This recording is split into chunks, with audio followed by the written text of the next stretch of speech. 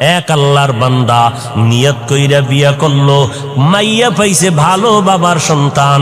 ঘরে আসার পর 1 বছর 2 বছর দুইটা কন্যার মালিক হয়ে গেল, আবার কন্যা আবার কন্যা, এভাবে কন্যা। ওই লোকটা চায় একটা ছেলে, 2টা ছেলে। আমার ঐতিহ্য ধরে রাখবে কে? আমার এই ব্যবসা বাণিজ্যকে ধরে রাখবে। মনে মনে চায় আমার ছেলে দরকার অনেক, কিন্তু একটা ছেলেও নাই। আল্লাহর মর্জি, আল্লাহ কন্যা দেয় 1 2 3 4, এভাবে হতে হতে 6টা কন্যা সন্তানের বাবা হয়ে গেল এই বান্দা। এবার মাথা পুরা গরম, গরম হতে হতে এক পর্যায়ে গরম হইয়া কয়, ও আমার স্ত্রী, 7ম যদি সন্তান হয়, ছেলে যদি না হয়, গাত্তি রেডি কর, বাবার বাড়ি তালাক দিয়া বাড়ি ফিরাইয়া দিব, আর তোরে নিয়ে ঘর করব না। কন্যা সন্তান আমি চাই না, আমি চাই ছেলে, কন্যা দরকার নাই। আল্লাহর বান্দি স্বামীর সাথে কখনো তর্কে জড়ায় না, কারণ স্বামীর পদতলে স্ত্রীর জন্য আল্লাহর রহমত বর্ষিত।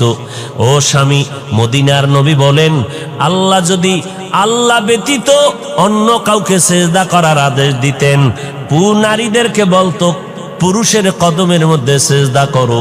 এরে নবীর উম্মতের দল, আল্লাহ ছাড়া আর কাউকে সেজদা করা যেহেতু জায়েজ নাই, এই জন্য কোন নারী স্বামীর কদমে সেজদা করতেও পারবে না।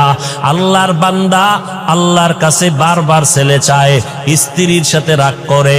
এরে নবীর উম্মত, আল্লাহর বান্দি কোনো কথা না বলিয়া 5 বেলার নামাজ পড়ে আর আল্লাহর কাছে কান্না করে, ও মালিক, মেহেরবানি করে তুমি আমার স্বামীর হেদায়েতের দরজা খুলে দাও, দিলটা নরম করে দাও, আমার ইজ্জত নষ্ট করবা না।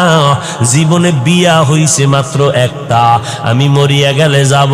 দ্বিতীয় বিয়ার জন্য মেয়েরা কান্দে না, জাতের মেয়েরা কয় আমার জীবনে বিয়া হবে একটাই, একটা বিয়েই হবে।